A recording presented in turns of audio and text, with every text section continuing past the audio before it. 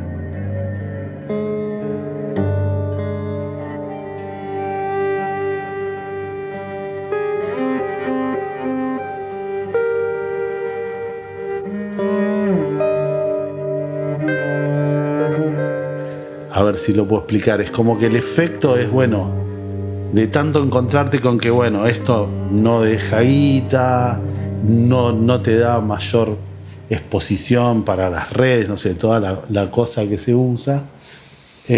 Bueno, nada, empezamos a encontrar que ahí hay una oportunidad de que el camino en la búsqueda de la libertad es más fácil, porque digo, bueno, ya está.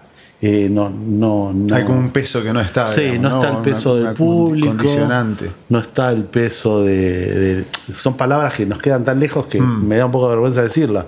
Pero digo, no está el peso de querer ser famoso, no está el peso de cuánta gente te vino a escuchar. Entonces se empieza a armar una cosa que tiene que ver con algo que a nosotros se nos vuelve más profundo y que empezamos a buscar de estos últimos años con mucho ímpetu, ¿no? El hecho de decir, bueno, a ver qué pasa si recorremos un camino y que intentamos que no tenga ninguna otra motivación que hacer música.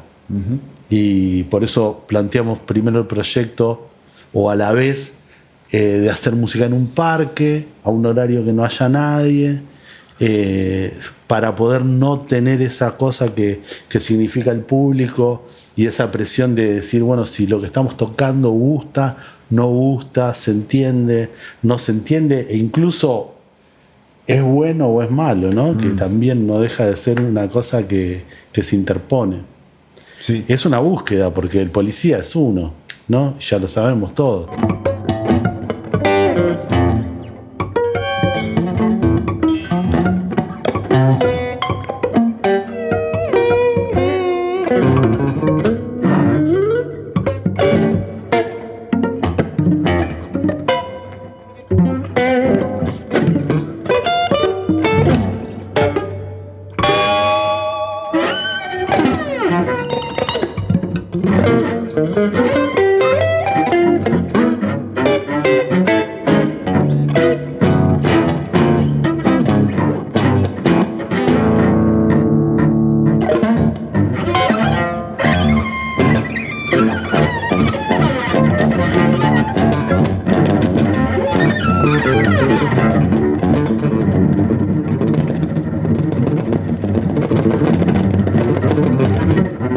Yo todavía no consigo tener una respuesta para esa palabra de libre puesta después de la palabra música.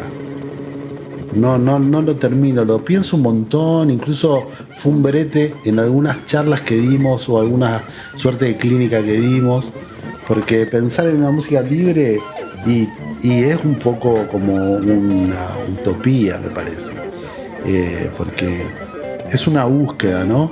Me parece que es esa búsqueda de llegar, que es como siempre, como por primera vez a la música, sin traer toda esa carga de lo que ya está estipulado. Pero soy como, creo que el único camino es como después de un proceso del estudio profundo de los instrumentos. Cuando pasa de otra manera no me atrae mucho. Claro. Porque nada, es una zona, la música improvisada y la música así tan libre, me parece que es una zona, o que lo bueno que tiene, ¿no? Que es bastante gris en ese sentido. Uno percibe qué funciona o qué trae, pero yo no podría explicarlo demasiado. Pero sé que se sostiene con la que a mí me gusta, se sostiene con mucha intelectualidad. Si pienso en Anthony Braxton, si pienso en Ornette Coleman, si pienso, no sé.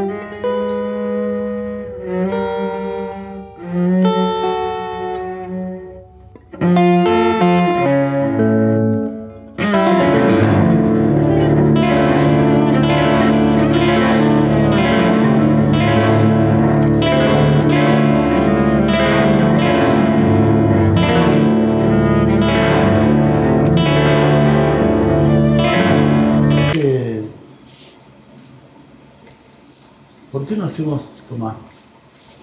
Y nos pimponeamos así. Esta Dale. 3 cada uno. Medio test, ¿cómo se llama? Sí, no me acuerdo cómo se llamaba. Pum, pum. Test de Cooper hay que entrar a correr. Por acá. Test de Cooper es correr, ¿no? A mí me lo han hecho en la secundaria, me parece, el test de Cooper. Quedó un trauma. Vamos medio como... Yo te tiro una, vos contestás puntual lo que podés, vos me Lo tirás que una. se puede, o sea, con las preguntas es muy en la mano. difícil para mí esto. Es la cosa más difícil que hice Vamos, en el huevo. 2023 también. ¿Improvisamos? ¿Por qué? ¿De qué manera?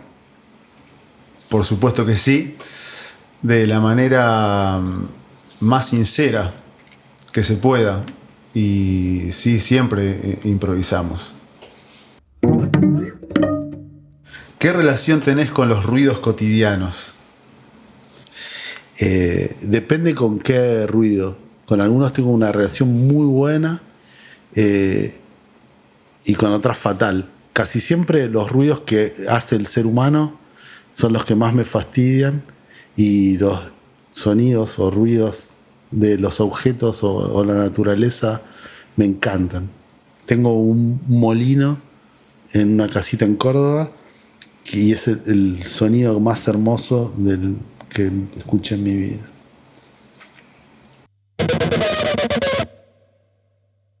¿Cuáles son tus sonidos preferidos?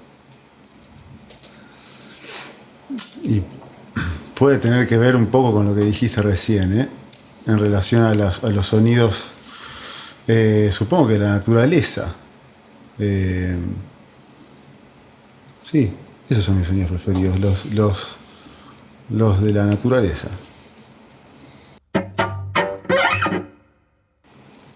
¿Cuál es el sonido que más detestás? Creo que el sonido de la voz humana opinando sin razón.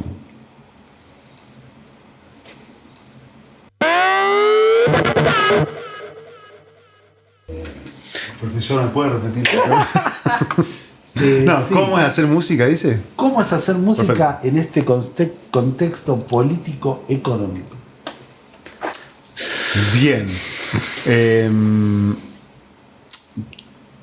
Yo creo que como siempre, en el sentido de que hay momentos más difíciles que otros, claramente, y este es uno muy bravo, pero hacer música, nada nos va a impedir hacer música, justamente, ningún contexto socioeconómico nos va a impedir, con las herramientas que se puedan tener y que tengamos, que son un montón, como siempre, como todos los días.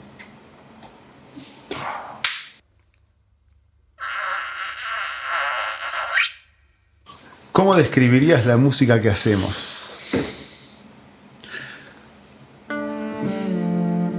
Yo creo que la música que hacemos es una música como de constante búsqueda, a pesar de que en el fondo sabemos que no vamos a encontrar nada.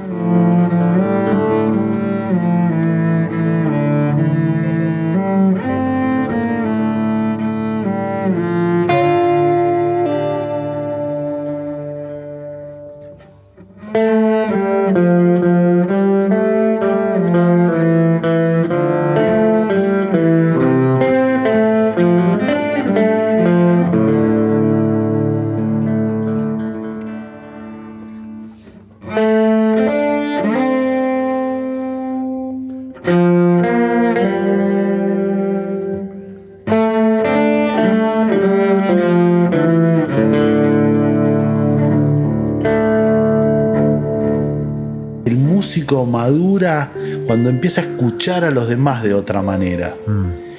Y eso es una cosa que para mí es en la música, en la improvisación libre, es fundamental, ¿no? Como bueno, la foto o la idea que vos tengas de cómo completar lo que los otros estén tocando.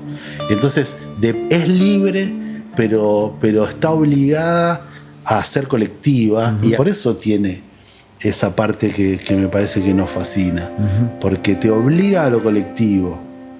La música, el arte en general, siempre es colectivo, siempre. La literatura misma, un tipo encerrado en una pieza escribiendo una novela está conversando con otros autores, está conversando con la música, está conversando con el pasado, está conversando puteando a su padre.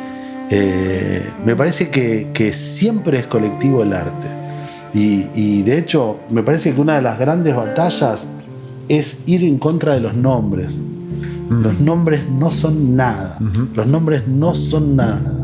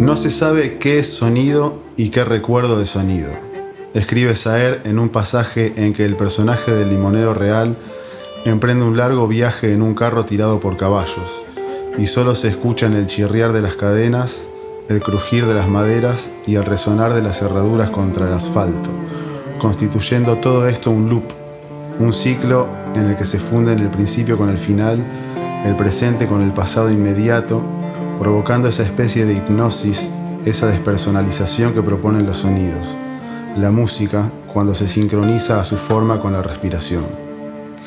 Esta es la definición de paisaje sonoro para mí. Podría ser una composición de Cage, o de Morton Feldman, o de Brian Eno, o un carruaje tirado por caballos dentro de un libro. Impulso, sonido, respiración.